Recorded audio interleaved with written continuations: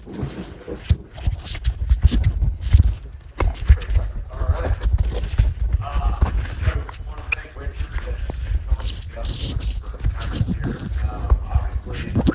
we're somewhat far away from Bonefish, but not too far from Carpet. Talking with Scott, how Texas used to be known as one of the top carpet areas on the planet, right? What we're saying, Port Aransas was known as Carpet, Texas at one point.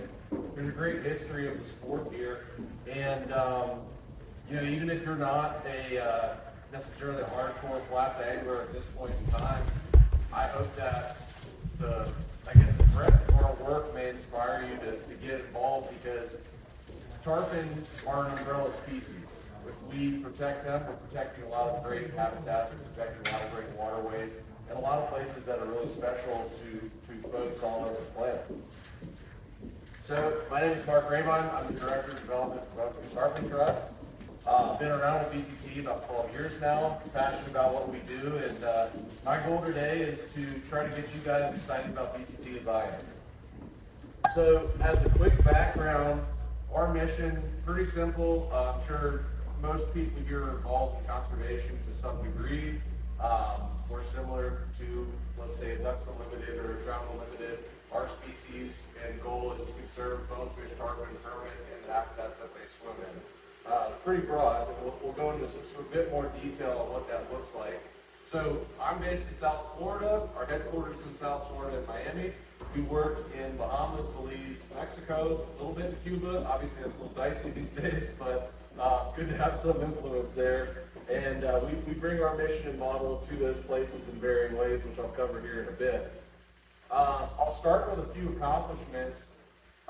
Over the years, BTT has really written a book on everything that we know about these species. We were just having this conversation earlier.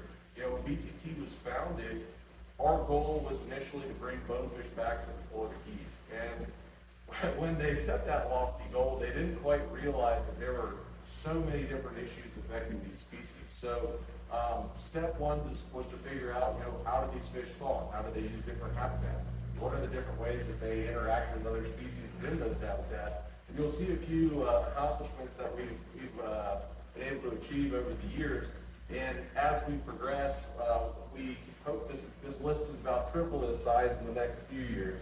But really excited to see where it goes here.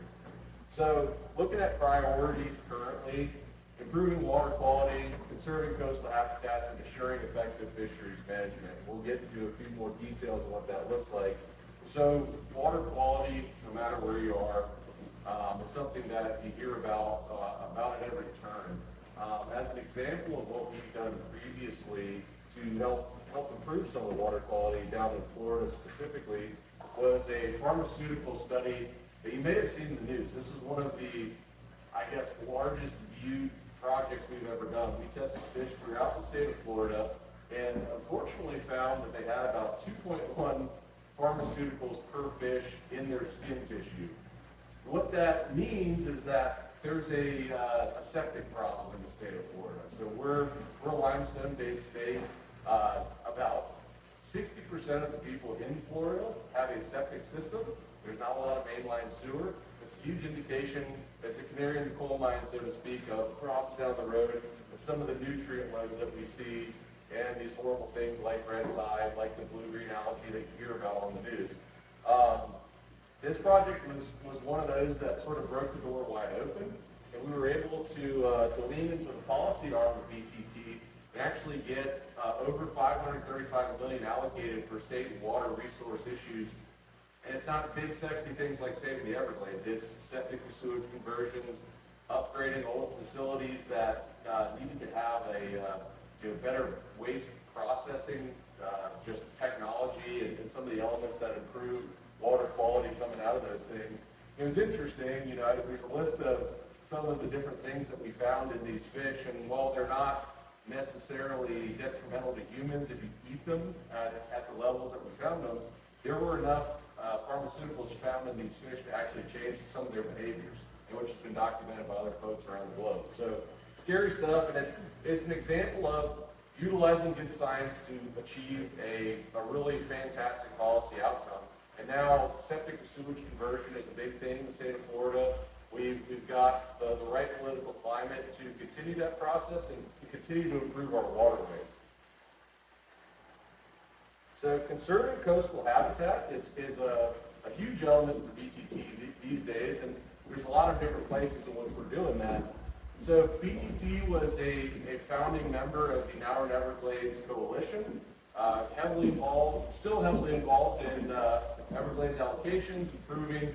You hear about all the great progress that's being made at the Everglades, and that is because of groups like ourselves and others continue to apply pressure to make sure that these Everglades projects become completed.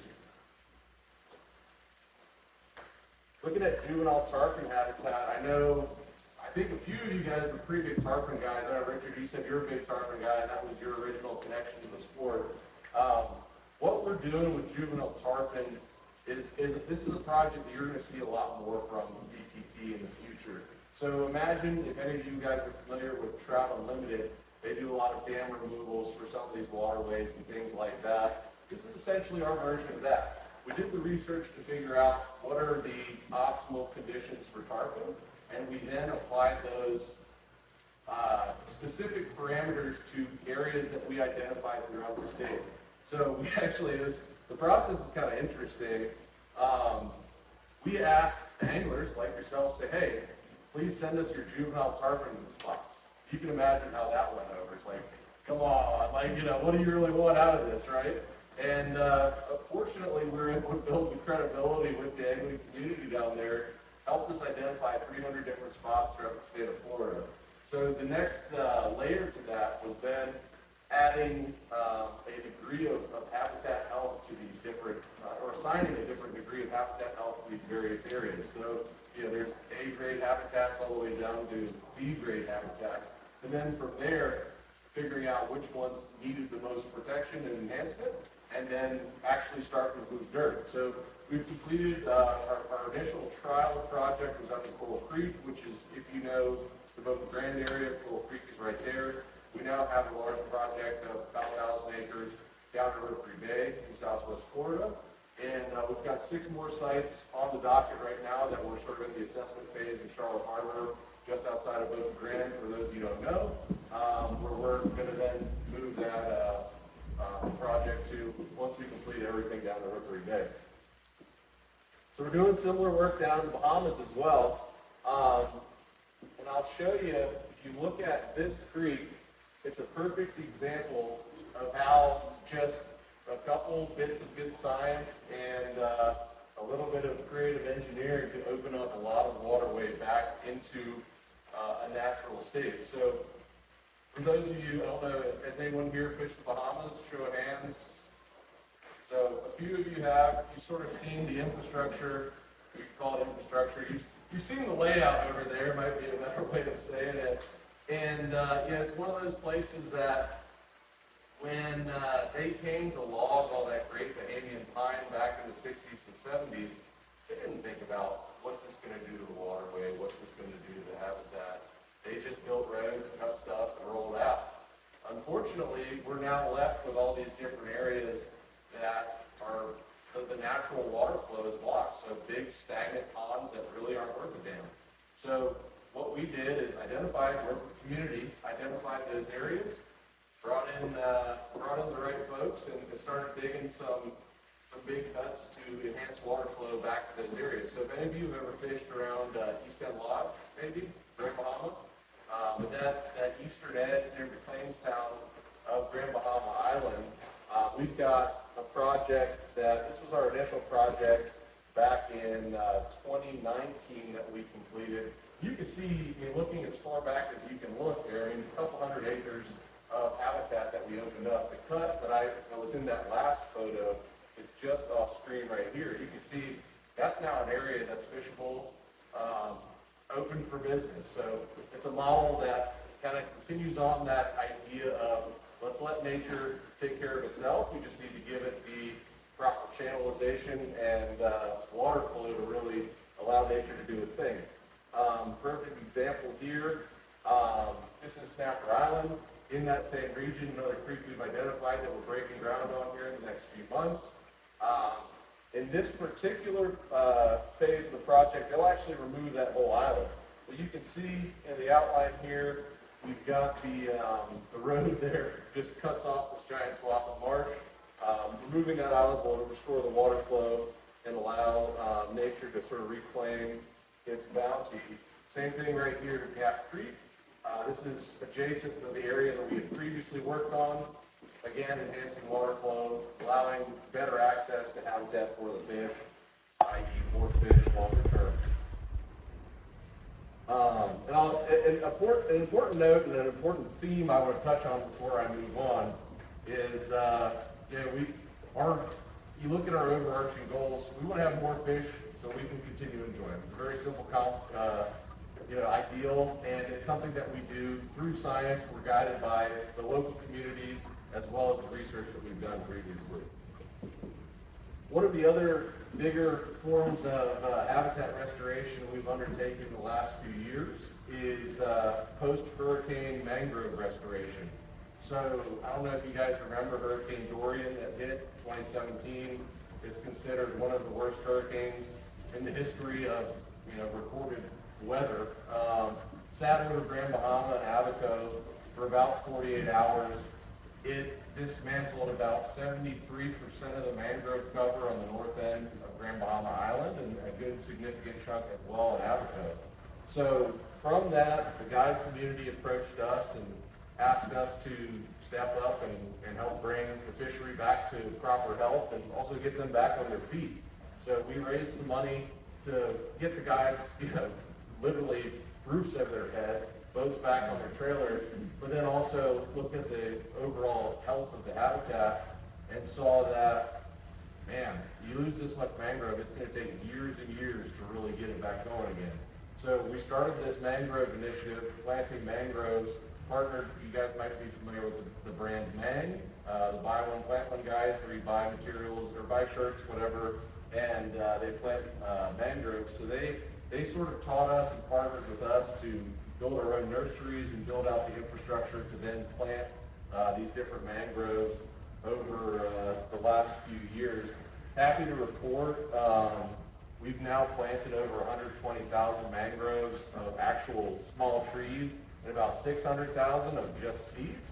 And we're on track to hit 1 million mangroves by the end of 2026. So it's made a huge difference. If you go and ever fish at East End Lodge, they're a great partner of ours. I do want to call them out for all the work that they've done down there. I want you to ask your guide to show you, hey, let me see some of these mangroves. It's been a great community-driven project. We've had planting teams working with us for the last 4 years now, 5 years, and they've made a huge impact on that fishery instantly. And I'll go through a few photos to kind of give you a better glimpse of what that looks like. On top of actually planting mangroves, we've also created the Bahamas Mangrove Alliance. And what that alliance allows for is a big team coalition effort to plant more mangroves, do more habitat restoration on a larger scale, and work with the Ministry of Works over there so that it's all sanctioned and governed by the Bahamas itself. So a few photos so you can sort of see an example. This is about the typical size of the mangrove we're planting. You can see a good example of the team there. And look at the devastation. I mean, all that brown is dead mangrove. So the way they plant is essentially to seed the bank. And when they seed the bank, it holds tight and prevents it from completely disintegrating. This is all kind of sandy, mucky stuff. If you ever waded over there, you know it is some of the most treacherous in terms of walking bottom that you can really find in the flats. And so these mangroves hold everything together, grow up, repopulate, and hold everything in place. Obviously provides a great resistance to coastal erosion, as well as carbon sequestration, all those good things as well. There's added benefits. Here's an example of some of the teams working with the community. We bring lots of youth groups out there to plant. It's a great time. Use it as an educational opportunity to get them to better understand the environment. It's been a great success. We also partner folks at Project Healing Waters. They send folks out to come plant as well. Get the vets out there, do a little fishing. It's a great time. And obviously a great cause there as well. All right, moving on, that third tier, fisheries management. So those of you who might be familiar with BTT longer term would know that fisheries management's sort of always been at the core of what we do. Those first two categories are, I would call, the newer categories of BTT's breadth of work. But this is, fisheries management has always been sort of that core of what we've got going on. And it also comes, a lot of that comes back to the research that was needed to get us to where we are now.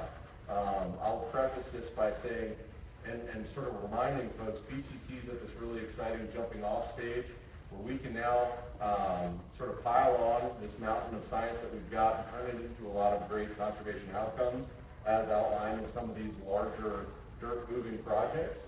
But it took building a lot of data to get us to this point and better understanding the fishery to make sure that we're doing the right thing. You know, everything we do is science-based. We don't do anything because we feel, we do things because we know. And that's a core component of who and what BTT is. Since we're in Texas, I gotta touch on, we have done some Texas work. Any of you guys familiar with acoustic telemetry? What that means in terms of tracking animals? So, has anyone seen The Hunt for Red October? All right, we've got the things and we're tracking.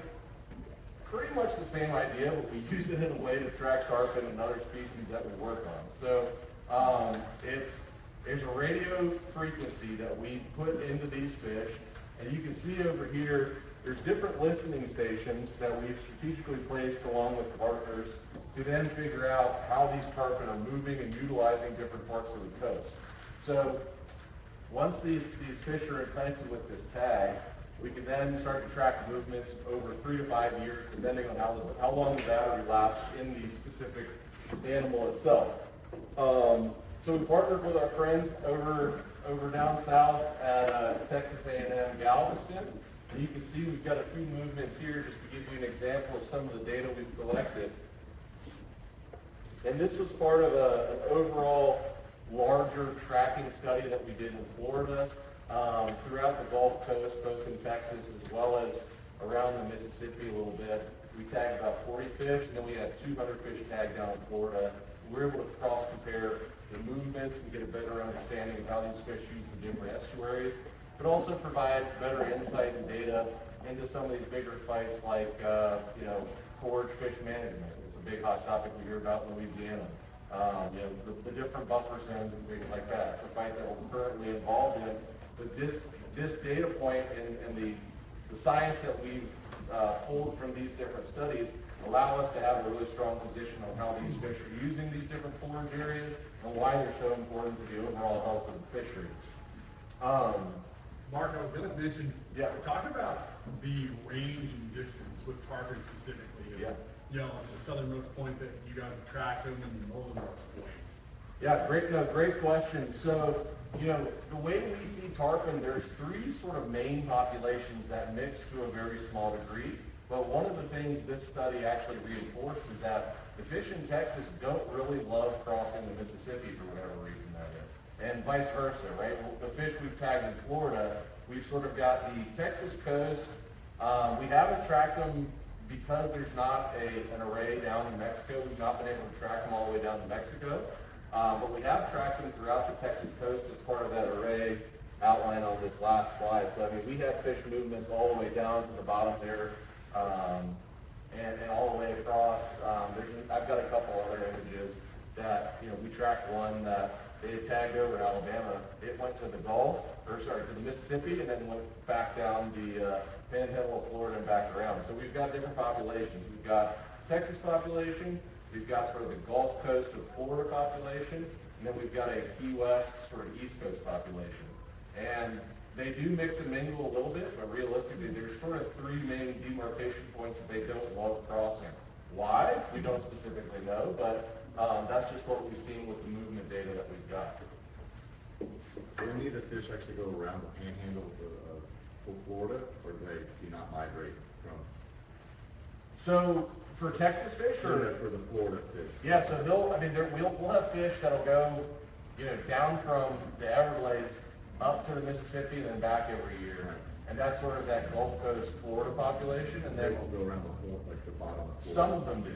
Some of them do, and they mix and mingle. And some years they'll get on like a 2-year pattern of doing that, and then they'll sort of jump in with that Atlantic group and then get on that Atlantic path. And Mississippi makes sense because it pushes that fresh water out 30 Right. miles, so the salinity completely changes, so they don't probably cross that. That makes sense, just wondering someplace in Florida. yeah, there's nothing that significant besides, you know, where the Everglades dumps out, but it's sort of a diminished flow from what it used to be. So maybe if it had that historical flow, that might be why they're still moving that way. Theoretical, that's my opinion, but, Are you know, you guys tracking in West Africa too? Are you guys spending any? we are not. We, you know, like I said, we're focused purely Southeast U.S., Bahamas, Belize, and Mexico. And, you know, it's because we get those reports, you know, there's guys in like Long Island, New York, they're catching a random bonefish here and there. I had a buddy that called me, he had a shot at a tarpon in Martha's Vineyard, like on the flats while he was striper fishing. No way. Yeah, and, like, there's weird movements that you can't I really got a picture explain. of that. Yeah, I wish I did have a picture of that. And the only reason I believe him is because I know the guy he was with, so I called the guy just to verify and make sure it was legit. See But if he's seen. yeah, see how many beers he had that day. Yeah. Make sure he knew what he was looking Just at. catching a whale in 2 feet of water. Yeah. But, you know, and what this comes down to is, yes, there are different populations of these species all over the world, but we're limited in funding capacity with what we can do, so we obviously have to focus on sort of the core areas that mean the most to the fishery currently as we see it. Hey Mark, so where do these fish fit into the ecosystem of fish in general?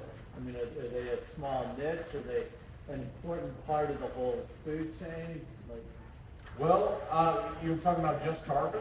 yeah, tarpon and bonefish.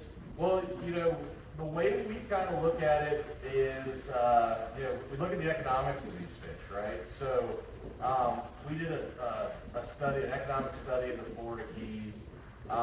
Just flats fishing in the Florida Keys generates about $500 million a year of revenue for the Keys. Looking at sport fishing in the state of Florida, it's about 19.1 or $2 billion a year. That's all sport fishing. The Everglades itself generates about $1 billion of revenue in sport fishing. So economically, those are significant numbers that can't be ignored by policymakers, and that's how we sort of translate it to some of the folks say in Tallahassee that they might not necessarily care about tarpon, but they do care about dollars, right? So in terms of how they interact with the overall environment, we always sort of position tarpon as an umbrella species. In terms of predators, their main predators are sharks, and that's something I'll touch on later in this because we actually have a shark depredation study that we're working on. And they're eating pretty much everything. I mean, these fish are eating shrimp, crab, bait fish, you know, the catfish you find in the Everglades. I mean, menhaden up and down the coast. It also depends on the area. I mean, some of the work that we've done, they can take a little fin clip the size of your pinky nail and give you the genetic makeup of these fish and know, okay, this tarpon is 20% shrimp that it ate in the Keys, 40% menhaden that it ate in the Carolinas, you know, 30% crab here, and you know, it's amazing what they can do with the data points and just little pieces that we can take. So, you know, for us, our conservation, it helps the entire system. That's something I mentioned right when I started, right? It's obviously we have these 3 keystone species that we're working on, but really all of these areas benefit from any type of work that we do to make them better, right? Does that Yeah, thanks. kind of answer? Yeah, absolutely. It's kind of a circular route to get to the answer, but it all sort of ties together. And it also ties into the regional aspect of these species, right? I mean, I think I mentioned earlier, like a lot of the bonefish, you know, the original call to action for BTT was to bring bonefish back to the Keys. We figured out through some of the sampling that we've done that our bonefish in the Florida Keys predominantly are actually spawned in Belize and Mexico, and a little bit in Cuba as well. So it lends itself to a more regional approach to all of this stuff. So Western Dry Rocks, any permit people in this crowd? All right. So if you're a permit head, I feel bad for you, first of all. Second of all, this is one of our kind of crowning achievements in terms of permit conservation. So Western Dry Rocks is an area down west of Key West.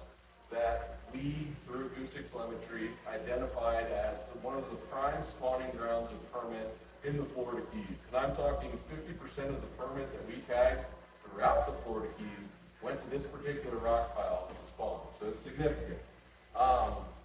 What's more significant is that when they were there, people were catching them during the spawn, which isn't necessarily disruptive, but obviously, if imagine if you were in your room trying to spawn and somebody was trying to catch you, it might mess up your flow a little bit, right? So we also found that while people were catching and releasing these fish, 45% of them were being eaten by sharks. That's not sustainable. So we brought this data to our partners at FWC. They looked at it. The offshore guys got really mad at us, and we were able to get this one particular area shut down just during the spawn to protect these fish while they're spawning. And I preface this by saying it's not always our inclination to just go in and shut down areas, but this depredation was so egregious that we had to do something about it, right? It was just absolutely terrible. But the backbone of the whole operation was really good, clean, undebated science.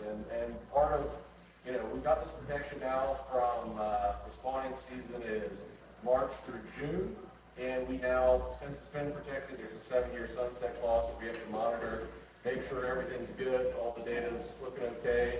It's been good to see because everything's lining up how we sort of predicted it would with the protection.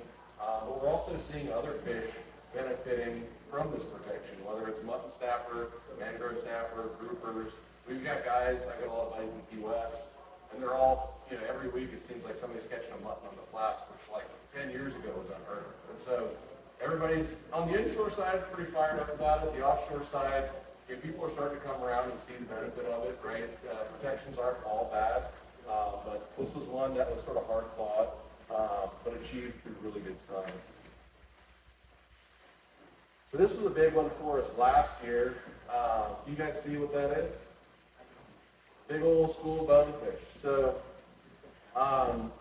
we've covered a few times. One more click. So we've covered a few times that sort of core founding question for BTT of bringing bonefish back to the Florida Keys. And we've been around. We were founded when Scott, when your dad and his buddies passed the hat down in Key Largo. Scott's for reference, Scott's father is one of our founding members of BTT, and they passed the hat around and said, we got to figure out what's going on. They didn't imagine that this would be an outcome this many years later, just because everyone assumed it might be a simple solution, right? So using acoustic telemetry, again, we track bonefish to where they spawn, where they pre-aggregate, and do the whole thing. And I'll play this one again because it's a great clip. I also want you to notice the size of some of these. Like, the average size fish here is about 6 pounds. So the big ones on the screen are ungodly big, like just freaks. But, again, using acoustic telemetry, we're able to track these fish to where they spawn. This particular aggregation is just outside of Miami. Brought the data to FWC, and they were happy enough to get it protected during the spawn. It's an area that people don't really use, so it sort of worked out. We've got a protected spawn, first ever documented in Florida, and we're pretty fired up about that. And you look at sort of the early years of BTT, going back to we really didn't know anything. When we first tried to figure out how these fish spawn, these aggregations weren't big enough to find. We had to go to places like the Bahamas or Belize or Mexico where, you can rely on the guides to see these large spawning aggregations, or, we had some folks that had a small plane that they could take you up and find the aggregations, things like that. And that's what we relied on to figure out some of the parameters into spawning. Now that we have those parameters, and now that acoustic telemetry has kind of come into an age where it's very affordable and very prevalent, we're seeing a lot of really great wins like this. And, just to further highlight that, these are some of the other areas that we found different spawning aggregations. I mentioned, our fish in the Florida Keys are coming from that north end of Cuba, Belize, Mexico. It's amazing because when these are you guys familiar with how they spawn? For those of you who aren't, they meet in this nearshore aggregation in about 15 to 30 feet of water, find their friends, get in a big ball like what you've seen, and then when the sun starts to set, they shoot offshore, they start gulping air, they get into hundreds, sometimes thousands of feet of water, and they shoot down. And when they gulp that air, it creates a cavity in their stomach which pushes eggs and sperm out into the water. Eggs and sperm mix in the water. It forms into this what's called a leptocephalus stage, which is equivalent of a bonefish tadpole. Tarpon also spawn this way. And then these leptocephalus that form after about 48 hours are drifting in the currents. And you guys, if you've ever seen a current model for the Gulf, you know it kind of does one of these. And so realistically, if you've got something spawning in Key West, if you've got something spawning in Miami, you don't have a lot of recruitment, whereas the Bahamas are a bit more, they fulfill sort of their own regions because they're not in the Gulf Stream to the degree as like the Florida Keys are. And so it's just as important to protect those fish down there as it is, you know, obviously in the backyard. And having the habitats, once they do find the habitats that they want to grow up and get big and get caught at the end of my fire. I highlight all these different areas because the science that we have done with acoustic telemetry has helped us actually create some national parks in the Bahamas. We've got 2 different national parks in Grand Bahama, 2 in Abaco, 1 in Eleuthera, and 1 in Exuma. And this is all based on bonefish pre-spawning areas. These are areas that you can still fish, which is great, catch and release, but they're not going to, you know, build a golf course or level it for condos, build a, you know, cruise ship terminal, something terrible like that. So, again, science coming into the fight for protecting these areas longer term. So we're talking about sharks. Mark, real quick. Yes, sir. Hop on the next one. I know a lot of that aggregation stuff is fairly new as far as actually being able to find and document for the last couple of years, but based off what you guys know now and just kind of the way things are trending and hypothesizing, things like that, I mean, do you think those are like fixed sites, or do you think that changes like year to year? Like, what do you guys think about that? Yes, that's a great question. So, the particular site, the video I showed in Biscayne Bay, one of the reasons we were able to get it protected so quickly is that the site fidelity was so strong. It wasn't like an array of rocks that they liked. There was one specific pile that they came to for 2 years every single time they spawned. Now, not every aggregation is like that, but we have better results when we get that really high site fidelity to an area where it's like, okay, we can protect 1 square mile and protect an entire spawn. We don't need to shut down 20 miles of open area. It's just this one rock pile. Leave them alone while they're spawning, we're going to have good results. If those things change, call it a hurricane completely changes the depth of the water or the color of the sand or whatever. Right.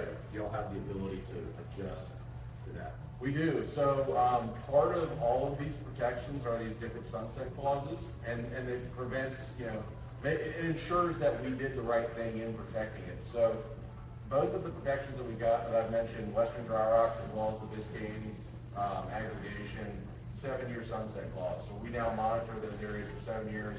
What's nice about the tags we put in these fish, they last 2 to 3 years. So we're going to get repeated data during that time, and then it sort of underlines the fact that, yes, we did the right thing, and if it changes, you know, we adjust, right? And we've got a great working relationship with Florida FWC that they rely on us heavily for this data, and we try to prepare our best to make sure it makes sense. And, you know, like I said, it's not our goal to go out and shut down all the water, right? We just want to strategically protect areas that are vital to the fish that we're working on.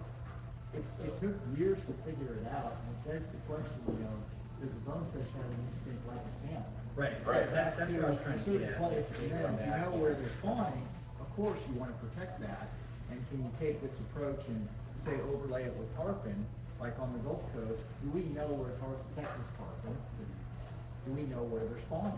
Right. I think No, we don't. We We don't. don't know right now. And that's and the difference between bonefish and tarpon is that when the tarpon go offshore, they go much further offshore, and it's just we don't have the I guess technology to really detect it to the degree that we do with bonefish because they're spawning in shallower water relatively. Also, the way they travel is higher in the water column, where sometimes those tarpon, when they go offshore, are going deeper.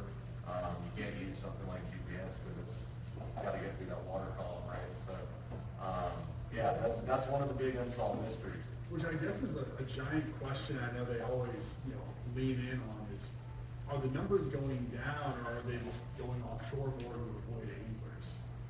That's one that's hard to prove. There's a lot of theories, but it's interesting. Because tracking, I guess, kind of answers that question earlier. Tracking does, but realistically, catch logs indicate that trend more so than anything. So we rely on every bit of data that we can collect. So as you can probably imagine, you've probably fished with people like this they want to write down every detail of every fish they've ever caught. Fortunately, fishing guides, we have a lot of very dedicated fishing guides that have kept these really articulate logs over the years. But we've actually been able to quantify things like catch rate declines through fishing logs of various guides in the Florida Keys. So, while that type of tracking isn't quite in the budget and in the realistic opportunity for us, we can look at catch logs of guys that are on the water every day. And we've actually used that data to then try to leverage better support, better protection, whatever, and figure out ways to do better science to make sure we bring fish back. So it's like a question of pressure. How do you quantify fishing pressure, right? Like acoustic telemetry isn't detailed enough to really do that. Yeah. Unfortunately, I wish it was. And the way the system is set up, for those of you who don't know about acoustic telemetry, it's really neat because whether you're tracking tarpon or whether you're tracking manatees or stingrays, whatever, you can imagine people are tracking all kinds of critters throughout the ocean. Everybody shares that data. So, BTT at this point probably has about 1,000 receivers in the state. But, the folks that are tracking manatees have another couple hundred, and the stingray folks have another couple hundred, the snook folks have another couple hundred. So everybody shares all that data, and as acoustic telemetry becomes more prevalent, we'll be able to get sort of tighter tracks and better data, and maybe get some of those fine-tuned movements. And you'll see it with the shark work that I'm getting into here. If you set up these arrays in a certain way, you can get a lot of information out of acoustic telemetry, but it costs money, right? We got to have the budget to go do it. So we're always trying to be strategic on how we place these things and how we approach it. So, has anyone here had a fish that was on the end of their line eaten by a shark? It's a terrible feeling, right? And it's unfortunately part of the sport, but it's a part of the sport that we're seeing happen more and more. And especially, I don't know if any of you guys fish in Florida Bay, Florida Keys at all. You've seen really how bad it's gotten. So fortunately, we had an individual that got fed up and said, hey, I'm going to underwrite this particular project to figure out what the heck's going on with shark depredation down in Florida. We've hired Dr. Jose, who's a brilliant shark researcher. And step one was bringing all the guides together to figure out, okay, what are the species that are eaten and depredated the most? From the surveys, we found snook and redfish were two of the most frequent bycatches of these shark, and then tarpon, bonefish, permit are the next couple. So obviously not good. We need to figure this out. And I want you to see that the depredation rate based on the guide survey is absolutely terrible. So obviously a huge problem, something we need to jump on. We then asked them, what is the worst area that you see it throughout South Florida? We've got hundreds of guides that have taken this survey. If any of you have been to Flamingo Marina or fish snake bite, pretty famous area, tons of fish, great fishing, but because of that tons of pressure, these sharks are big dogs that they learn pretty quickly, right? So with that, the other thing we learned was that on the inside here of snake bite is that lemon sharks are the sort of worst culprits there. Out around the Cape Sable there, bull sharks are the worst. You got access to deeper water. So, bigger sharks, kind of deeper water, lemons on the flats. Something if you fish down there, you've probably seen at some point, unfortunately. So, again, acoustic telemetry, our best friend in science at BTT. We've now tagged about 55 lemon sharks over around the Flamingo area, ton of fun. And tagging a lemon shark is extra exciting. They can actually bite their own tail. So they're a little frisky. They get angry when you grab onto them, believe it or not. And they actually have to make a small incision and insert this acoustic telemetry tag into the fish to track it. So these guys and girls that are part of this project have done it. It's pretty fun. It's a bit of shark rodeo. And they tie the shark fin off to the back, sort of tie a line around the front, use the line that you've hooked it on. They make a small incision, drop this acoustic telemetry pinger into fish, and they also attach a cattle tag to the fin. In case somebody sees it, they can report the cattle tag, send it on its way. And so we then also set up an array in Flamingo to sort of see what these fish were doing. And the big question was, are there too many sharks? Did we do too well with shark conservation? Or did we just teach all these sharks that boats equate to free meals? The data that we're seeing is that these sharks are equating boats with free meals. And these particular charts, you've got different movements day to day, but this is a longer period of time. I mean, look, I don't know if you can see it if you're sitting in the back, but these are months-long tracking of particular sharks. They don't leave these areas. And the scary part is, when you look at the actual timestamp on these movements, we're seeing them come in every morning at 8:30 when the guides get there to some of these hotspots. And in this chart, you can actually see an overlay with depredation and fishing hotspots, where 8:30 the sharks are going to the hotspot, sitting waiting for the buffet, eating everybody's fish, and about 3:30 when the guides roll back to Alamorada, they're getting back, moving on to wherever. So very indicative of treating behavior.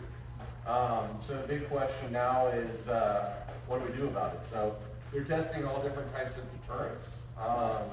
You talk to the guides as part of what we did early on, their solution's like, yeah, let's just kill them all. I'm like, you can't do that. I mean, it's not sustainable, right? So let's figure out something else. And so, we've gotten also all kinds of great ideas from the guides on what we do to deter sharks. Everything from like bring a shark rod and catch them while you're catching other fish, right? Maybe you put a hook in their mouth and release them. They won't go do it again. They've got different types of electromagnetic devices. Have you ever seen like a shark band like the surfers wear?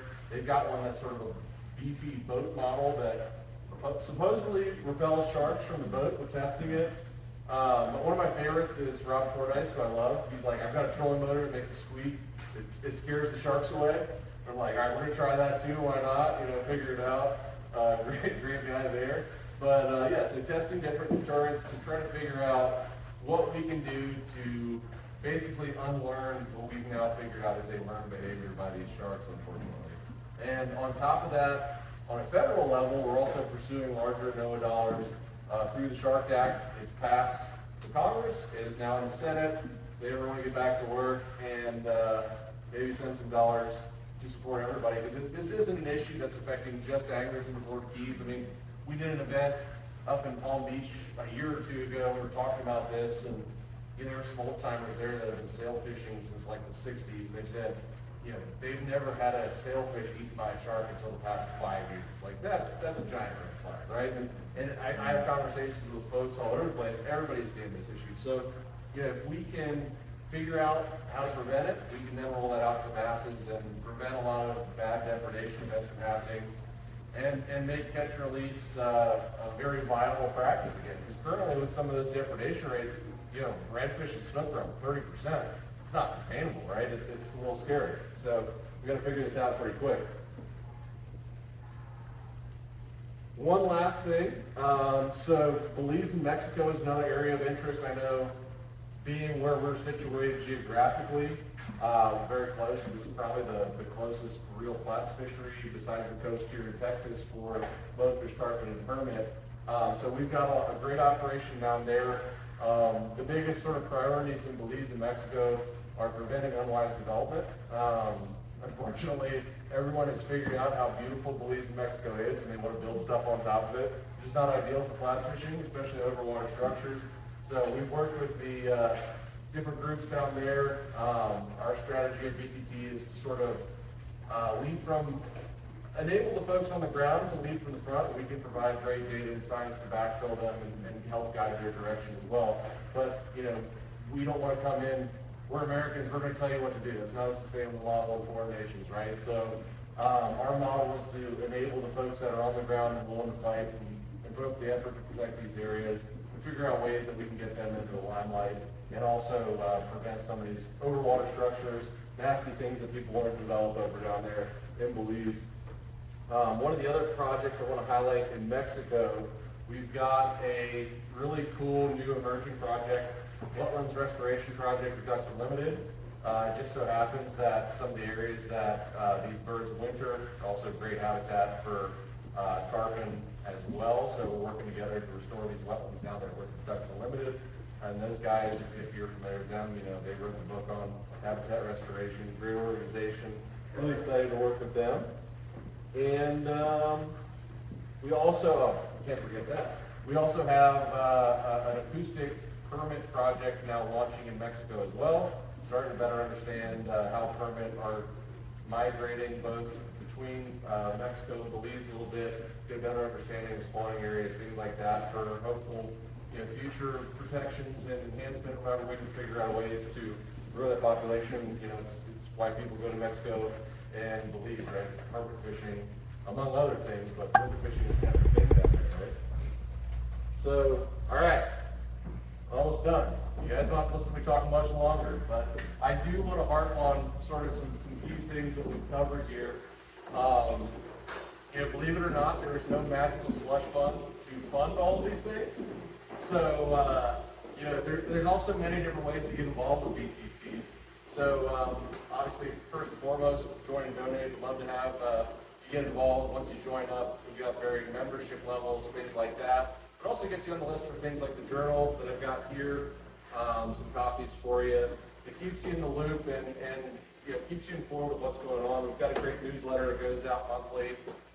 Tons of good data to be found in there. The greatest updates of what we've got going on. But beyond financial support, there's little things like best handling practices, right? How you handle a bonefish, how you handle a tarpon when you catch it, how you handle a permit. You know, most people don't know if you hold a bonefish out of water for more than 15 seconds, it's 6 times more likely to die.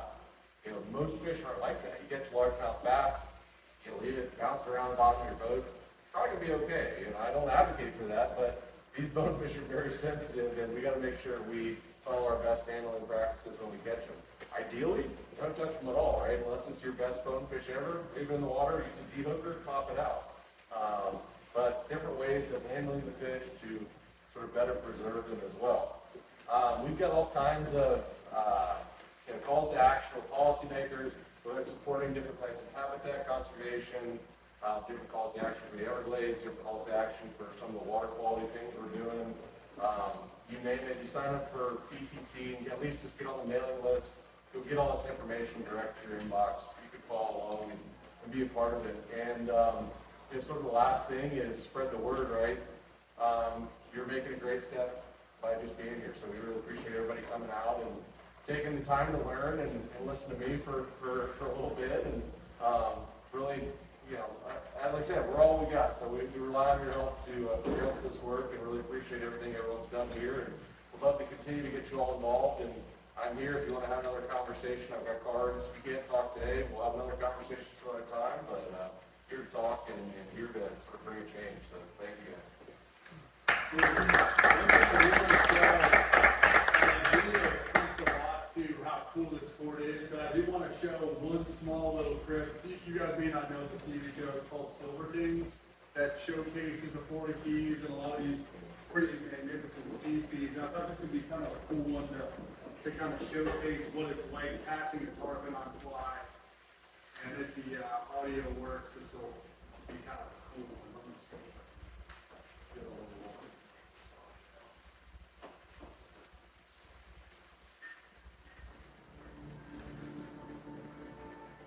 Tarpon fishing, it's well, it's an emotional roller coaster for sure. I mean, it's like, yeah, he's a wow, man. Let me see if we can do it. Taking back habitat. That's right. Build some more golf courses.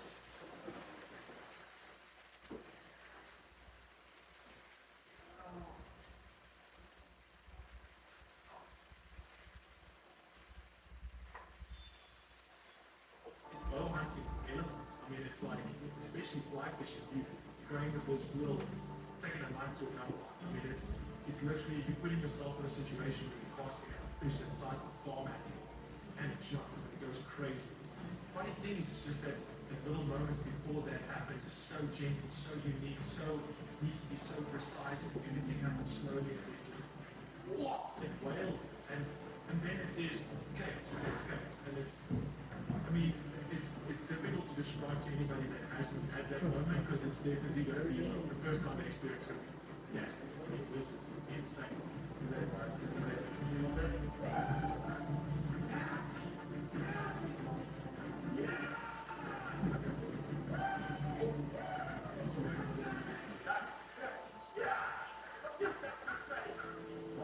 Is about two, so,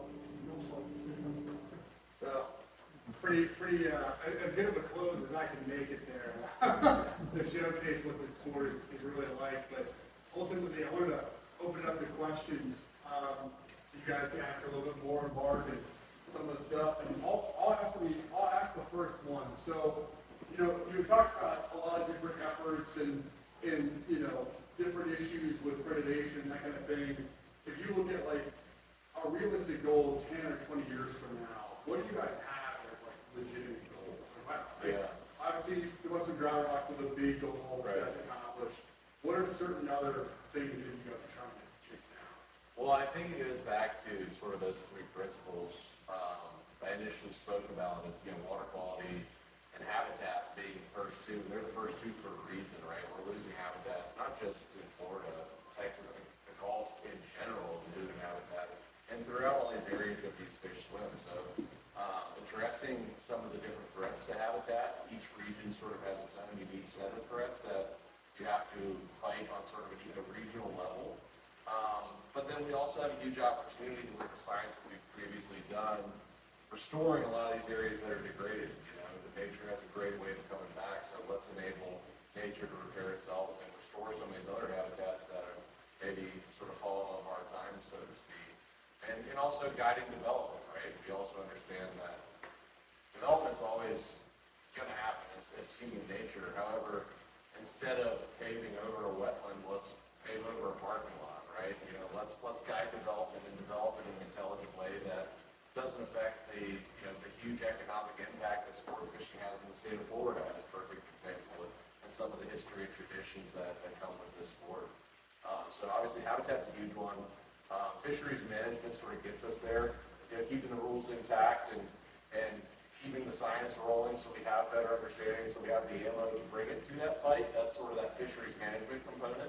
And then obviously water quality sort of comes in line with habitat as well. You preserve a lot of this habitat, the water quality will improve. We can also lend science into things I mentioned, like the fertilizers for the pharmaceutical stuff in Florida. It's a perfect example of just a quick, intelligent solution that in the grand scheme of things doesn't cost a lot of money. I mean, $535 million is a lot of money, but in terms of what they spend in water infrastructure or infrastructure in general in these states, it's a drop in the bucket, right? So, having an intelligent conversation and being a trustworthy resource that the state knows if we bring up an issue, it's serious, right? And having the credibility to do that, that's what sort of how we're positioning ourselves. Other questions? Mark, you got me really intrigued and interested when you were making mention of the alignment with Ducks Unlimited, and you all, your efforts are kind of mutually in agreement. But I'm curious as to how that bridge happened, because you've got two different sport fishing and hunting, right? Yep. And I'm curious as to how that conversation even got started. Yeah. Because I mean, two entities moving in one direction, it's a lot more powerful than just one. Right. That's a great question. So one of our founding members was a guy by the name of Matt Connolly, and Scott, you probably met Matt back over the years. Matt was the director of development for BU, as well as the chairman of Delta for his whole career was Ducks Unlimited, and he held my role in BU. I think he started in the 50s, and he retired in the late 80s, early 90s. He was there forever. He was one of the guys that was sort of cataclysmic to their growth. He was a founding board member of BTT, great ally to us. And you look at BTT and our structure, you see a lot of commonality there, right? And it's by design, right? Those guys kind of wrote the book on it, right? We don't need to remake the wheel here. We just need to apply it to the species that we're working on particularly. So that conversation was a mix of Matt. It's a mix of this guy by the name of Nick Wiley, who's also involved formerly in Florida, now with Ducks Unlimited, and just alignment on priorities, right? We just talked about how habitat is a huge focus for us.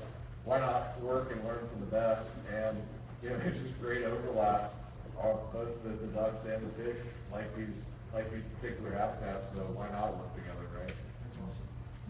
There's a lot of empathy among the conservation organizations like CCA, Yeah, the Coastal Conservation. we work with them as well. They took the lead on the redfish when our redfish population was annihilated. And I had a guide explain to me, on the Laguna Madre, CCA led, they bought out a lot of shrimp boat licenses, so they restored the food. And the oyster licenses. And the oyster licenses.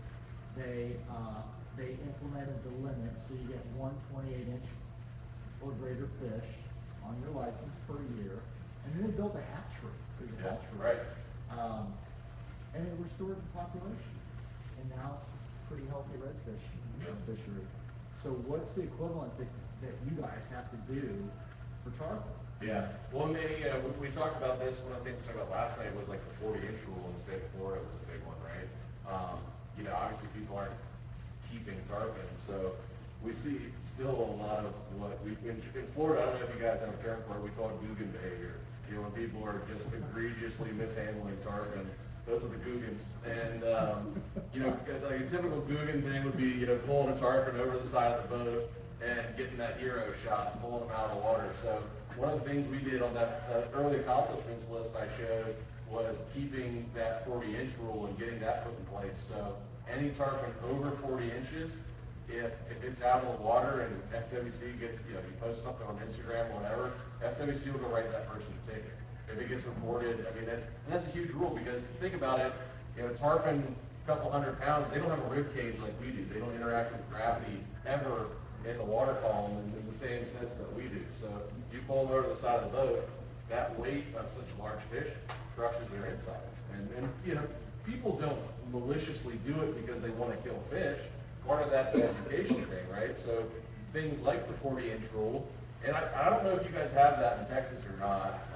We were trying to look that up last night and didn't really find a true answer on that. But that's one of those kind of quick and easy things that, why not put that in place? It doesn't change the fishery, it just enhances it, and it's an educational tool to get people to think about some of the consequences of maybe mishandling a fish, ripping their jaw out to get your hero shot.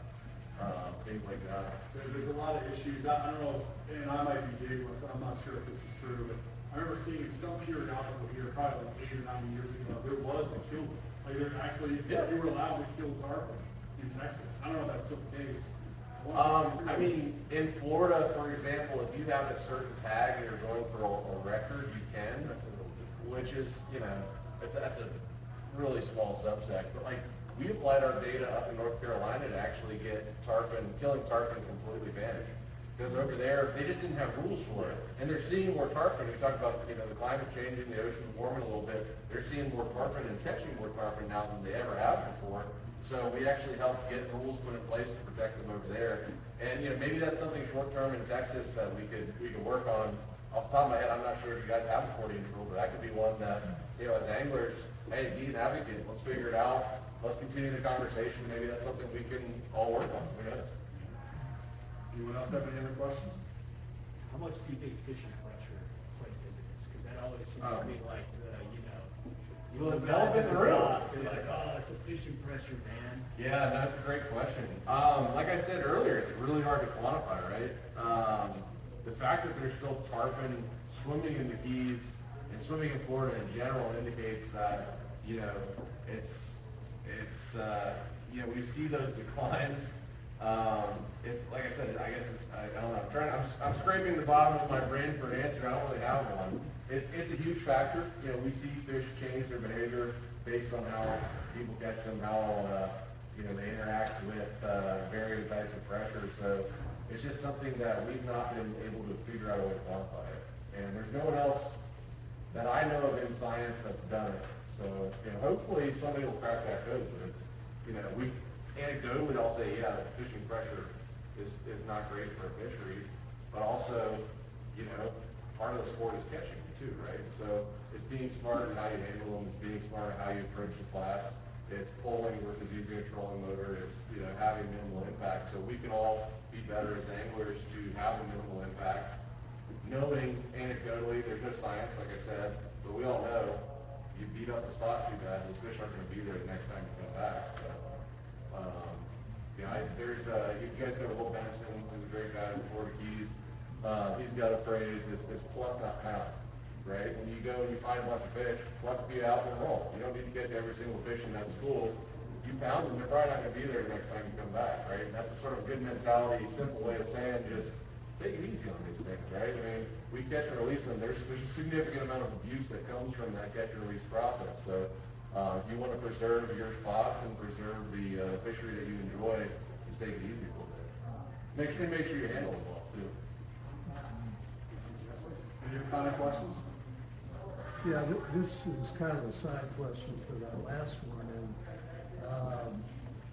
and maybe it's fishing pressure, you know, jet skis running over schools and what have you, but tarpon in the Keys over the last 30 years I've been fishing, in the last 10 years, they just don't eat a fly like they used to. For sure. Are you hearing this? Oh yeah, absolutely. And we see it, I mentioned those catch logs, we see it in those catch logs as well. And, you know, we're fortunate, the chair of FWC, a guy named Rodney Barretto, is on our board, comes to a lot of our dinners, and last time I saw him, I proposed at least a bow season for jet skis, and he didn't go for it, which I was disappointed, but, you know, that's something I'm personally working on. That's not a BTT thing, but, you know, just something I'm working on personally, so. But yeah, I mean, like, all that kind of pressure and people running around, and you know, the other part, if you look at like shark depredation, it kind of all plays into sort of that same thing. There's now more boats on the water than there ever have been. And so one of the questions that I've talked with a number of shark experts, you know, their question to me is, are catch rates going down, or are there more anglers on the water and just the number of fish per boat is being spread out? That, I don't know. That's a big question that, you know, hopefully we can figure out a way to address, but that's, you know, one of the things the shark guys are presenting as a, you know, also with more boats on the water, more opportunity to learn behavior to these sharks. So all things we're facing and things that change every year, right? And then you count in things like habitat loss and degraded habitats. The good areas where the fish are sitting shrink and shrink and shrink every year. People pound them. You know, it's tough, right? So that's why we encourage those best handling practices, trying to do the right thing, take it real easy on the fish. Any final questions, or? Well, thanks again, Mark, for Thank you coming. for having That was me. incredible, man. I want to address a couple items first. Again, just to reiterate, use a QR code that'll allow for you guys to donate. Again, $2 for the outdoors, and then we'll donate to BTT. So don't forget that. Again, we've got a little bit of a raffle that I'll bring out here in the next like 15, 20 minutes. So give you guys a last opportunity to jump in on that. The 2025 speakers, I want to highlight this a little bit. You know, some of you guys may know some of these people ironically. We've got a new activity we started last year called Fellowship Hall, which is essentially a happy hour. It's a way for us to all get together and catch up. We get a lot of requests for different ways for civilians to come up and present their stories. And I'm like, maybe we don't do that because there's some long-winded people, including myself. So maybe it'd be better if we did kind of a small like get together, a happy hour, whatever. So that's essentially the idea. We're going to do our next event. We'll be Flying Fish. We're going to be a block away. We're going to do at the tail end of the year. We're going to do one. Have you guys ever heard of Billy Can Can, the restaurant in Dallas? Really cool spot. It's got taxidermy all over the walls. It's in kind of the Victory Park area. So we'll do that one. It's kind of a year cap, so to speak. And then as we go through the course of the year, we're doing a format of 2, 2, and 2. So 2 of these fellowship calls or happy hours, get-togethers with no speaker, 2 speaker engagements, and then 2 demonstrations. So our next speaker is Jim Clue. He runs one of the largest fly fishing travel companies in the world.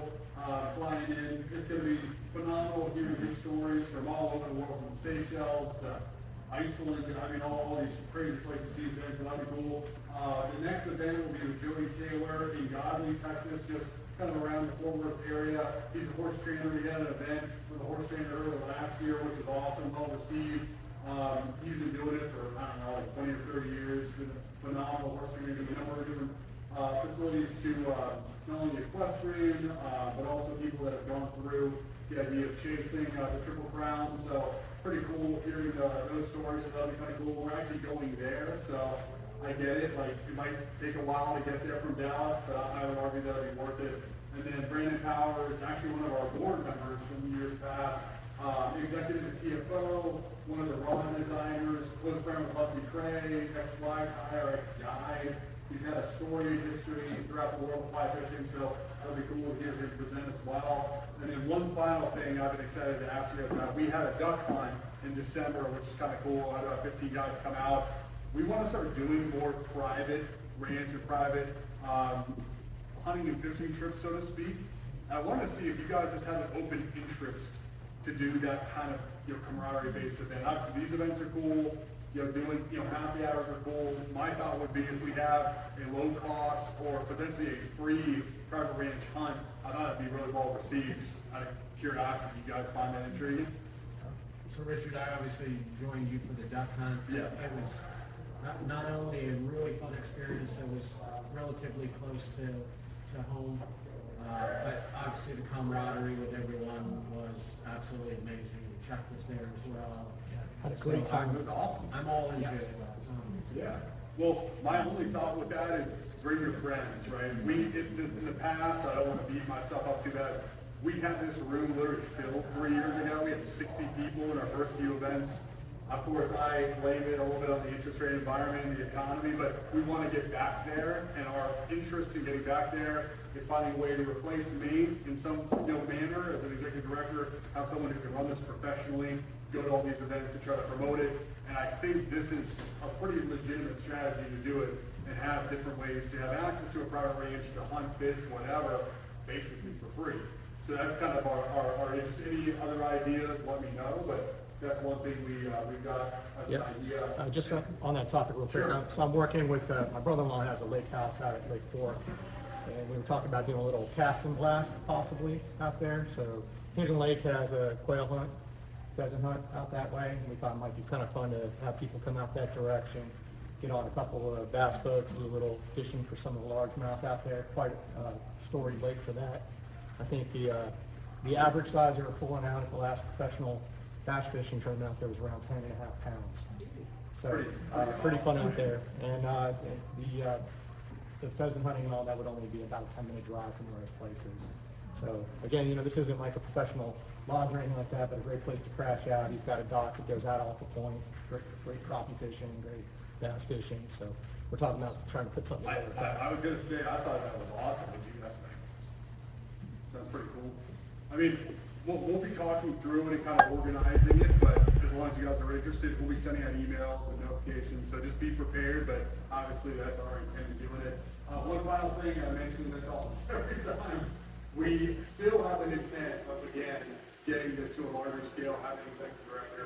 The way you get to that is doing a fundraiser. Our idea of a fundraiser is something that would be in the vicinity of a gala, have a big speaker like Chris Fowler, have it at a place like an Arlington Hall, one of the more prominent areas for a venue in the city. Maybe a lot longer than I would have ever expected to get to that moment, but that's the long-term intent, right? Is to get to a point where we have an executive director that can run this on a day-to-day basis. I obviously have a job. I mean, I can't do this as much as I would like and promote it to the ability to grow it to a mass scale. But the intent long-term of this organization is to find a place to connect outdoor enthusiasts in every metropolitan area in the country. Like, find a way to bring business people so that they come in and say, I wanted to do hunting and fishing, but I don't really know anybody, I don't really have any property, and I don't really know anyone who can teach me.